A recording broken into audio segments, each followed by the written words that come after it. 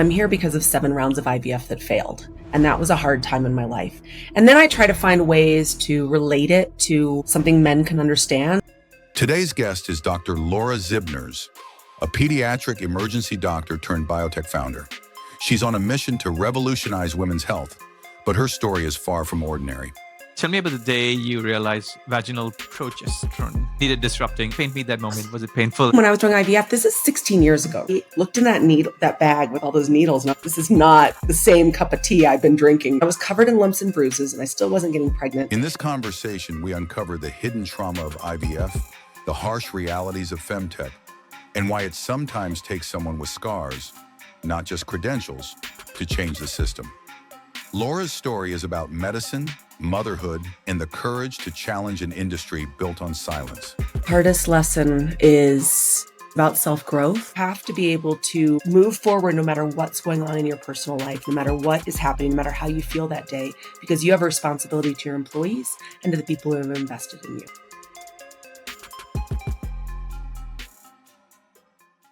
Hey everyone, today's guest is Dr. Lara Zibners, a pediatric emergency doctor turned biotech founder who's on a mission to revolutionize women's health. She's battled infertility, built a startup, raised 3 kids through adoption and surrogacy, and did an MBA at 2 a.m. while still saving lives. In this episode, we talk IVF trauma, femtech disruption, and why sometimes it takes a woman with scars, not just credentials, to change the system. Lara, welcome to the show. Hi, Simac. Nice to be here. Thank you for having me.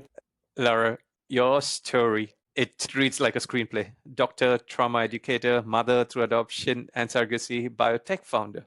But what I want to know is, where does that fire come from? I think I was born a middle-aged woman and middle-aged women just need to do something. No, I think I've always been the kind of kid who got up at 6 o'clock in the morning and got her homework done. And I've always been someone who just does what you need to do. And when you see a gap, you fill it.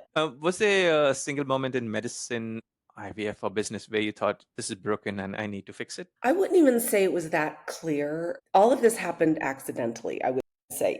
I never intended to go to medical school. It was something all my friends were going to the study group for the exams, and I didn't want to be alone. So I went. And then I got in and I loved it. And so that was great. And then I fell into trauma education at the level that I'm at. And so I decided to get my master's in medical education because it seemed to give purpose to all this time I was spending.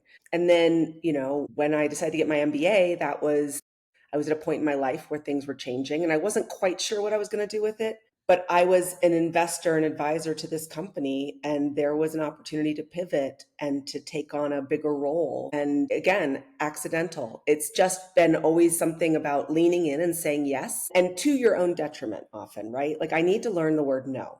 But part of, I think, what has gotten to me where I am is I'm always putting my hand up when they ask for somebody to volunteer for something. You said you come from a family, I think, of doctors. So just talk me through what has been the journey so far. So I grew up in California. My dad was a radiologist. My mother was a nurse. I grew up in a medical household. And as a result, I was never going to go to medical school. That would just be, I was going to do basic science. And then, like I said, my friends were all going to the med school admission test prep group. And I was like, well, I don't want to be alone on a Tuesday night.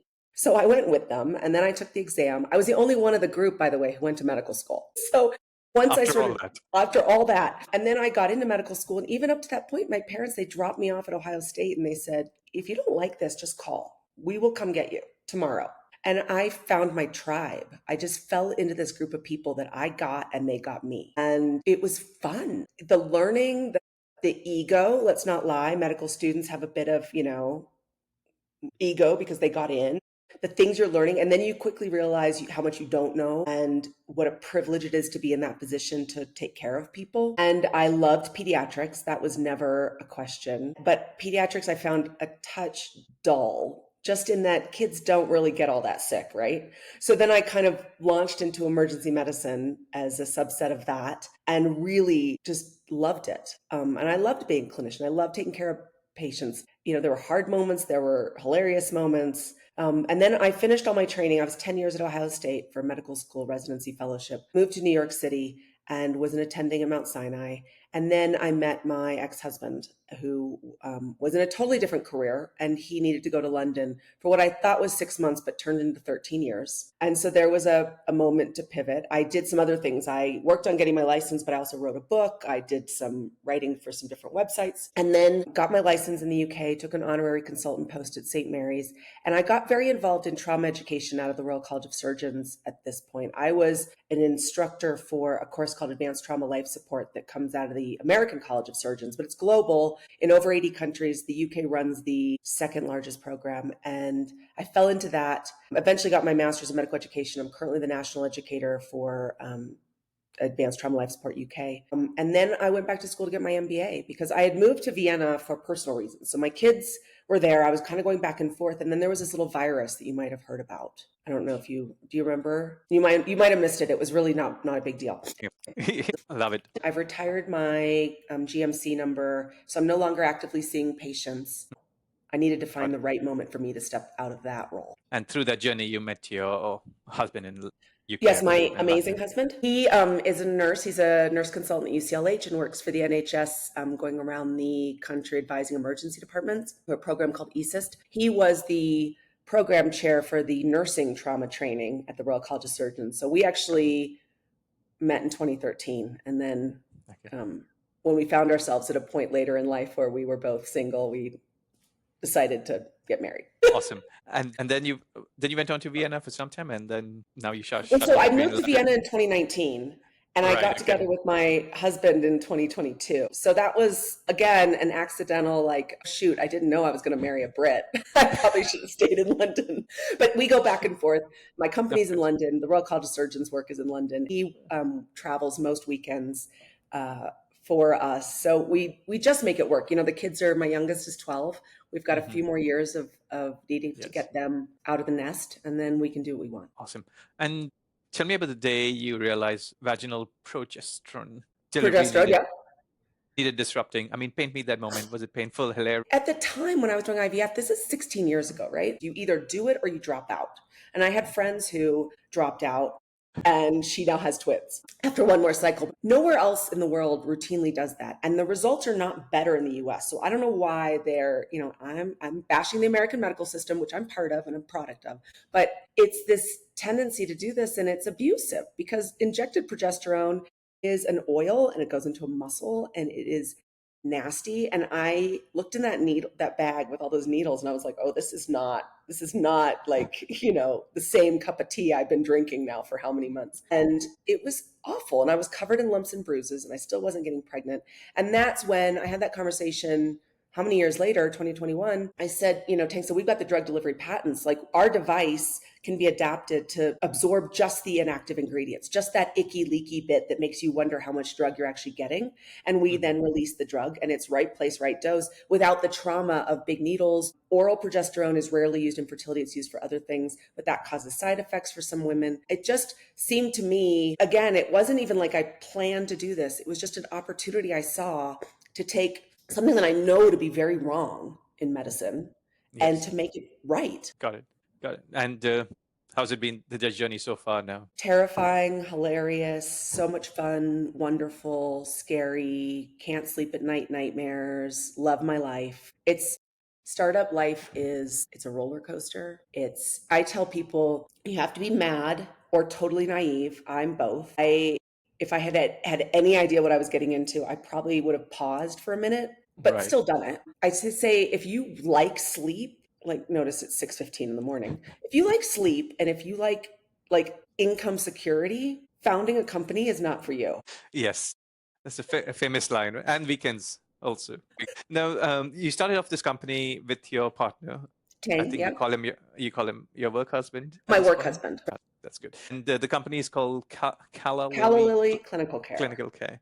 And that was started in August 22, right? So that previous company was a period care company called Callaly. The Calla Lily flower looks like a vagina. I would not have chosen that. I would have gone with a stubbly cactus. But okay, so I got this name. I'm stuck with it. So Callaly was the parent company. Calla Lily Clinical Care was the healthcare subsidiary that was formed in 2021. But we didn't actually do anything with it until 2022. So when we had that realization, May of 22 that this is what needed to happen, June of 22. Tang, who's a former Goldman Sachs investment banker, he's the brains of the operation. He took the parent into administration. We flipped the healthcare subsidiary to the top, bought up all the patents. We still own the consumer side of the business, which is interesting. Right. And we relaunched. So he put that company back together as a healthcare company, went back to the other investors and said, we're flipping upside down and Lara's going to come on in a bigger role. I reinvested a bit to get us going.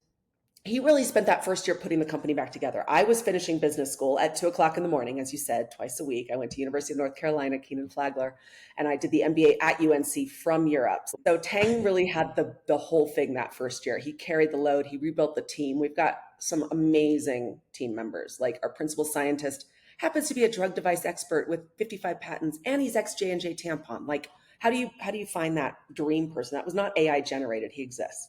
And then as soon as I finished business school and got married a couple months later, Tang said, "You're mine." And now I'm full-time plus chief cocktail officer. So I go around talking to wonderful people like you, getting our message out, explaining my story and why it's important what we're doing. So what's been your role in getting investors, media, or trials moving? What's been your role out there? I start every pitch with, I'm a woman with a doctorate and 2 master's degrees, but that has nothing to do with why I'm standing here in front of you. I'm here because of 7 rounds of IVF that failed. And that was a hard time in my life, and it didn't have to be so hard. And then I try to find ways to relate it to something men can understand. So I will often say, how many of you realize there's more vaginal drugs that should be given than nasal drugs?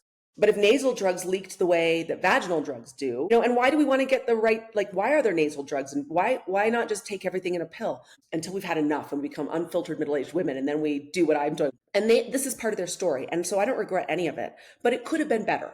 And if I could make it better for one woman for infertility, great. If I could make it better for millions of women. Absolutely. And how is that journey in UK with NHS or any of the medical institutes? How's that being received? Well, where are you with that? Being in the UK has turned out to be great. I don't know if you've picked up a newspaper in the last 6 months, but the US is having a little hiccup when it comes to innovation and funding. And so we've had a huge amount of support from the UK government.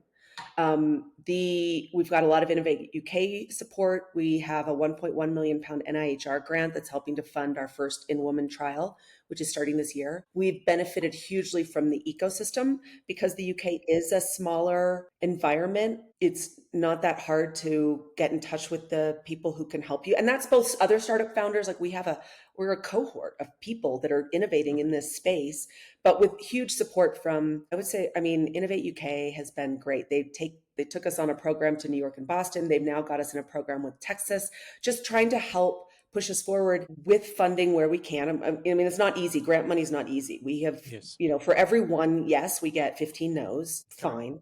We just keep at it. But the NHS, we haven't tapped into that yet because we're looking for the MHRA approval, which should happen next year. But we've had great responses from them, like the ability to set up a meeting and have a chat with them. They're people too, right? Everyone thinks these regulatory processes are just these black boxes of bots that, but there's people on the other end and they do care about what they're doing and they do want to get new products to patients. So we've had so much support. And then there's the EIS investment bit, which has been hugely beneficial to us. We have a lot of Americans on the cap table because I'm American, and we've got a lot of friends in America.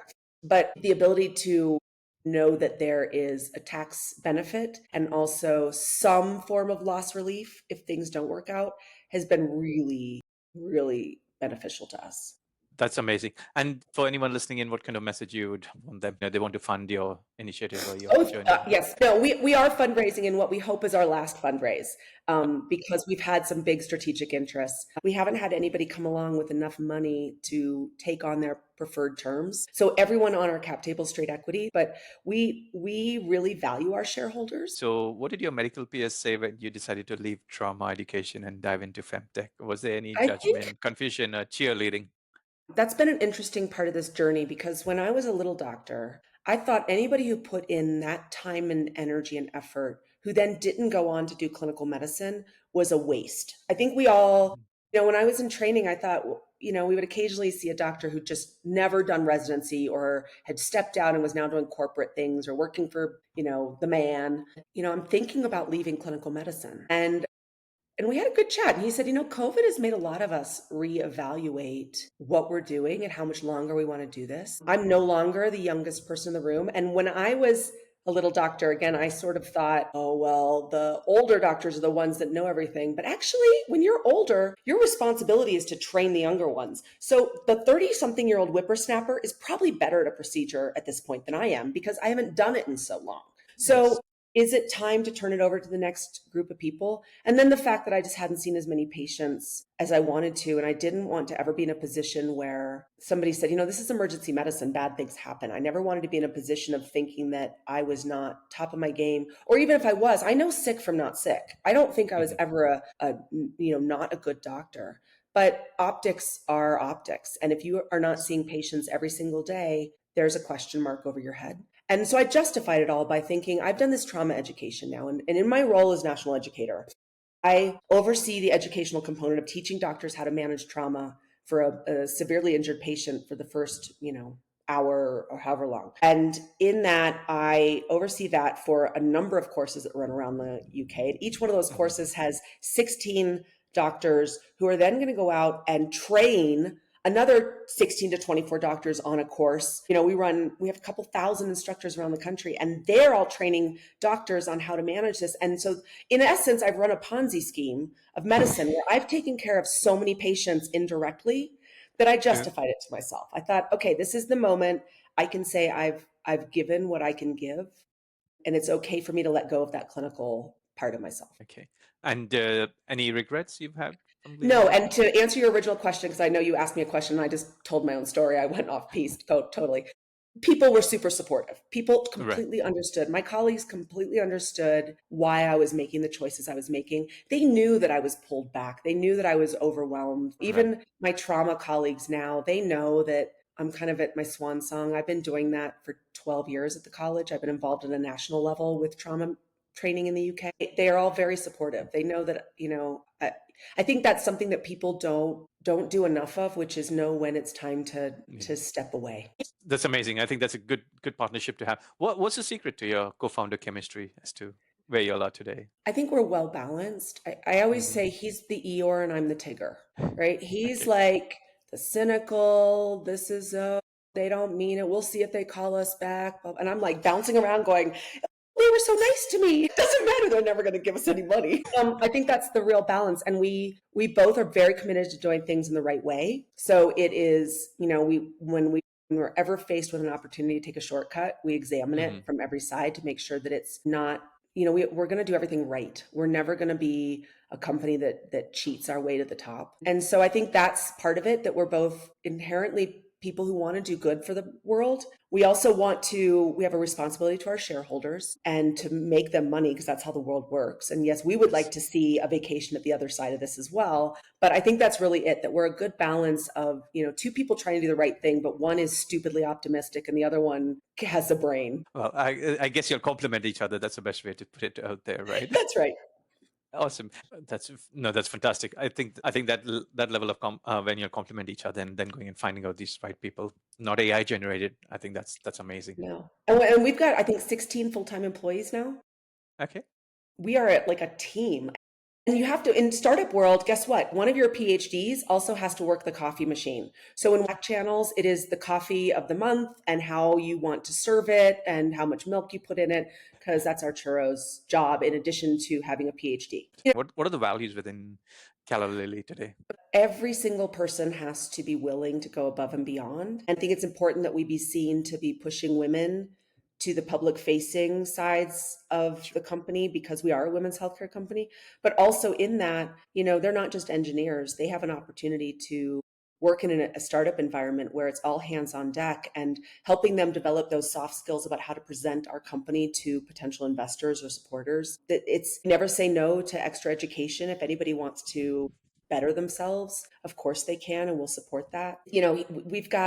We've got several PhDs. We've got somebody dedicated to the vaginal microbiome with a microbiome lab. We have HR. We pay attention to, like all these things I had no idea go into a business. It's not just that you rock up and develop a device and then sell it the next day. It doesn't work that way. That's a very important point. What kind of guidance or what kind of feedback you would give them, or tips you would give them? if they're just starting off on this exciting journey? Do a sense check. Just check. Or ask yourself if you're really solving a problem. Like the number of people I talk to who have no idea how many people are doing something very similar in that space, make sure that you're solving a problem. Something good will come of it. I do believe Sure. that, even if you fail at what you're trying to do in that moment. Okay. And what are kind of the top three a startup or a founder would need? Apart from being insane, which is, I think, a given. You have to be driven. I think you have to be resilient. And you have to be open to bumps, criticism, whatever. You don't have to take it all, but you have to be willing to listen when somebody says, think about that for a minute. Okay. Okay. And what are some of the hard lessons, or at least the hardest lesson you've learned on this journey so far till where you are today, from August 22 till now? Hardest lesson is, I think it's about self-growth. Right. You have to be willing to, because you could have all your personal problems and still you have a company that you're responsible for and you're responsible to your shareholders. People write you checks. And so I think that's maybe the biggest lesson here is you have to be able to move forward no matter what's going on in your personal life, no matter what is happening, no matter how you feel that day, because you have a responsibility to your employees and to the people who have invested in you. Do you see this being expanded towards US later on, or just it's just Oh, yes. confined? Oh, 100%. And actually, we've had some interest from potential strategics. So our plan was always to start in the UK because, as I mentioned, we've had so much Yeah. support. We are strategically located in the UK because of the NICE guidance, because of the funding opportunities, because of the investor schemes. But we have always had an eye to going to the US and Europe after that, and then expanding more globally. We've recently had some interest from some of the strategics to get that US pathway more closely figured out.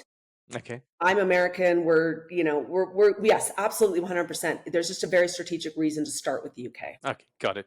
And you mentioned about you've got the nice guidelines on your side, right? How important is regulatory support in building trust and traction in women's health in the UK? Huge. And that's a really great question because there's a lot of women's health that has been blended into women's wellness, right? Okay. Women's Yeah. health is not beauty. So there's science, and then there's this unregulated industry of pineapple gummies that make your wrinkles go away and your vagina will smell better, whatever, right? Like jade eggs in your vagina to rejuvenate your whole body. No, that is not science. Science is science, right? Science Yes. comes with like studies. And that's not a study where I interviewed 5 of my friends and they said they really liked the flavor of the pineapple gummy, right? It's not Yep. it. So the regulatory process is more onerous, but Right. it distinguishes you as somebody who, as a company that is, as a product that is scientifically, grounded. That's very different from something you just find over the counter at Boots that makes claims that are unregulated. Got it. Okay. So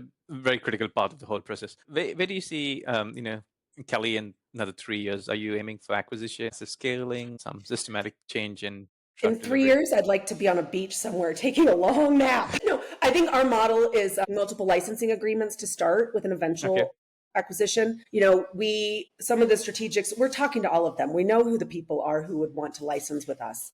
And it's about, one drug, one indication done over and over and over. So that, I was talking to my sister trying to explain it and she goes, you guys are the juice box. And then I put my juice in your box and then somebody puts that box in their vagina. I get it. And I'm like, that's right. We're not a pharma company. We're not inventing medications. We are just here to give people a better way to deliver what they've got. For people in your industry, where would someone go to look out for investors at this point? Let's say they've done their research, they know that this product, they're not finding they found the solution, but then go hunting for the problem. Let's keep all that aside. So pure I funding. think be smart about it. Like the things I didn't know, I just thought all VCs are one big amorphous blob of VCs. So not all institutional investors. So, we've had our best luck with angels, family, friends, right? And super angels, angel networks, depending on what you're doing and how much money you need to raise. I think you need to look at how much money do you need to raise to execute? Are you going to be someone who's always pre-revenue until you have a licensing agreement like us? Or will you be able to generate revenue and then show traction? That's a critical question, right? Are you a product that is direct, that you're going to create fully end to end and then market and sell and get revenue? Great. You have different opportunities available to you. If you're revenue generating, there are There's revenue-based financing once you get to that point where you can get loans against your revenues. If you're starting out, you have to look at, I think you have to exhaust your family and friends and yourself first, because you don't want to lose control of your company, right? There is nothing worse. I think the founders of FedEx got nothing at the end, right? Because there were so many rounds of financing, you get diluted out. You want to make sure that you have as much control of your company as you can. I think take really good advice, but then get advice from many people on valuations and how much to raise. Don't raise too much. Raise just enough so that you can get to the next step, so you can increase your valuation before you bring more money on, because that's going to dilute you out. And then don't approach every institutional investor as if they're the same person, right? So there are some VCs do pre-seed or seed, some do only later stage, growth stage. Know what sector they invest in. Do your research. Look at who they are, who they've invested in, and then be prepared to hear no 1 million times. How much time did you actually spend, or maybe Tang, both of you all spend, going through these rounds? Was it a major part of we're in 2022, right? You went to your family, friends, or your circle of influence as one level, but 2023 was brutal. 2022, a lot of our original investors came back in. 2023 was a black hole. And I think everyone across the investment world felt that. IPOs had stopped. Capital was not being deployed. I will not lie. I wrote a few checks that year to keep the lights on. And because I believe in what we're doing, we made that commitment that we would get ourselves, we kept saying, okay, we'll get to the MHRAs, meeting, the pre-sub. And 2023 was brutal. 2024 started to open things up again, and we successfully closed around end of last year, which should have taken us 2 months, but took us 9. I think you also have to be flexible in your timelines, right? We've always had a rolling raise because it's more important that we get the right people on and we get the money through the door. So we'll always, work with people to make sure that we hit their tax year and get their EIS and, whatever we have to do to make this work for everyone. Now we've just started a new round and it's picking up speed, which is great because I think we are at this inflection point, but it is literally my full-time job. This investor relations, talking to people, going out and finding people, getting myself on panels and on stages and on amazing podcasts like this, and just making noise because it's a barrel of monkeys. You remember that old game? You pull one monkey out and you don't know what monkey that monkey's going to bring. And eventually you've got a whole bunch of monkeys and one of them will write a check. Got it. 100%. I have a friend who she has maxed out her credit cards and she's got kids, but she believes in what she's doing. So she's taken that on. She's taken on personal debt. And yeah, I don't think people realize, because the flip side of it is you see plenty of people who are exited founders who had made a lot of money and then they're raising money for their next thing and they could pay for it themselves. But that would also be dumb because you don't take all the risk. You don't put all your eggs in one basket ever. But yeah, there's a lot of sacrifice that goes on behind the scenes. Who's been around you when it came to that level from the family side? Was it obviously your husband? My husband is amazing. He's so incredibly supportive. He's also really, he's adamant that I make time for myself and for us. And so he made me go through my calendar this week and block out like 2 hours a day of work time, because when you're on calls for 11 hours a day, you don't actually get anything done. Yes. And then he's taking me on a holiday at the end of summer where I don't know where we're going, but he's like, we're just going to lie there and you're going to block out most of your days. And I'm like, I can't. And he's like, well, okay, 4 hours a day you can. My kids know this is part of their story. They know that why we're doing what we're doing. My family has all been really, really supportive. And I've got a network, again, the office, the team we've got, and Tang and I rely really heavily on one another. We talk every day, all day. And he goes, you're like my parents. You only read the top line of any WhatsApp message I send you. I'm like, guilty as charged. So, he has to send me 53 lines of messaging. No, that's good. But it's good to have that, that whole support structure around you. Otherwise, you're never going to, you can break internally and you can really crumble.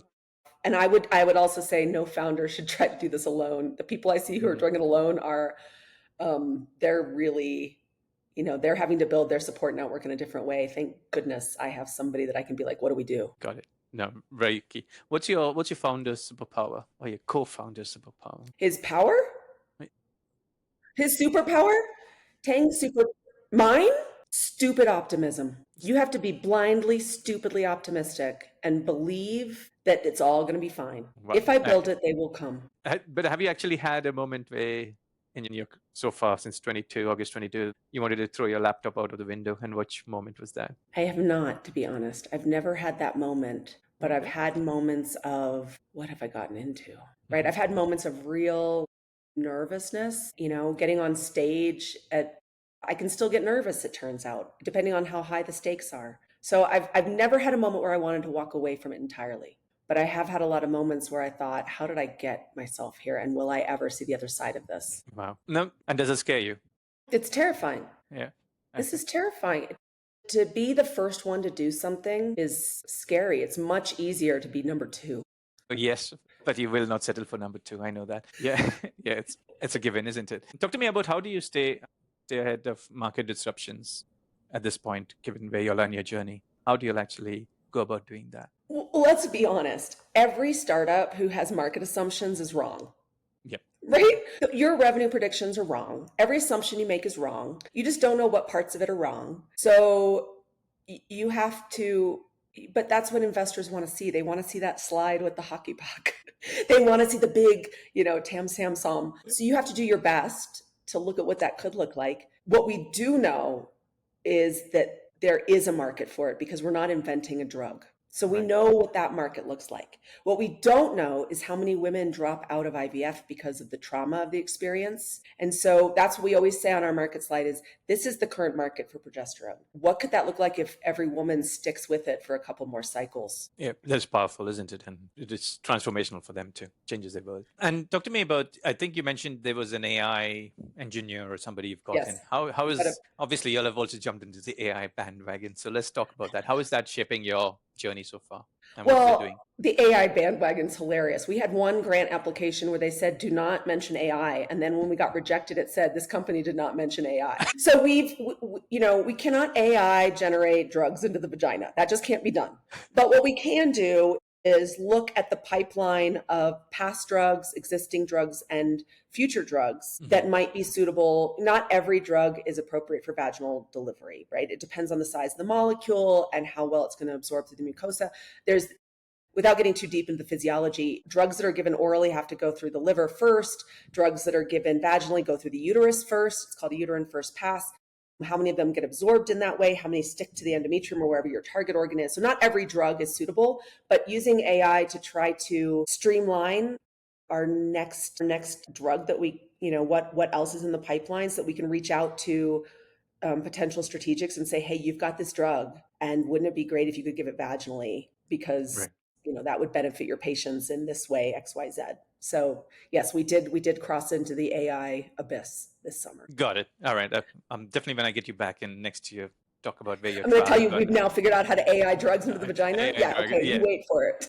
I will wait for it. But on a more serious note, Lara, if someone is listening in, right, and battling IVF or miscarriage right now, what do you want them to hear? Whatever is consuming your whole life right now, that is just one part of your story, and you will one day not think of it every single day, even though you do right now. If you want to be a parent, you will be a parent. There is a way to be a parent. Like, I eventually decided being pregnant was less important than being a mother, and so I went down the adoption and surrogate route. That's not accessible for every single person, but there are ways to have a child in your life. And if you decide not to, that's also okay. I had friends that they went on holiday with me and my kids, and they canceled their adoption midway through the holiday because they spent a few days with me and my kids. But that's okay. If you don't, I just want women to have choice, and I want them to feel respected in their choices. But if you're going through that right now, find somebody to talk to, because that was hugely helpful for me. I always shared my story, and every time I shared my story, everyone in the room had their own story. But people, there's so much shame and embarrassment. I don't understand that. We're getting to a point where soon half the population is going to need IVF or some sort of assisted reproduction. We are getting older. There's no shame in it, and know that it will just be one part of your story. Got it. Definitely. Well said. And lastly, where can people follow your journey, get involved, or help support your mission? Well, by all means. So Calla Lily's website is calla.ly. But find me, Lara Zibners, on LinkedIn. Find me on Dr. Lara Zibners on Instagram. I have a podcast with my podcast husband called Unstable Vitals, wherever you get your podcasts. I'm out there. I'm not hard to find. Yeah. And your podcast, just quickly, what's it about? So Adam was one of my professors in business school. We're both ER docs turned entrepreneurs. And so we try to translate medicine from both the medical and the business side of it. Mm-hmm. And so we interview some really amazing guests. The voiceovers, we take the pulse of healthcare in America. But we also talk about the UK. Both of our husbands are in medicine. My husband works in the NHS. Yeah, we're trying to look at the problems that exist in healthcare as a business and find solutions. Love it. Love it. And what's next for you on this interesting journey as we wrap up today? I want to change the world. And I want my gravestone to say, she said yes so many times it eventually killed her, but she changed the world. No, that's well said. Very beautiful. Lara, thank you so much.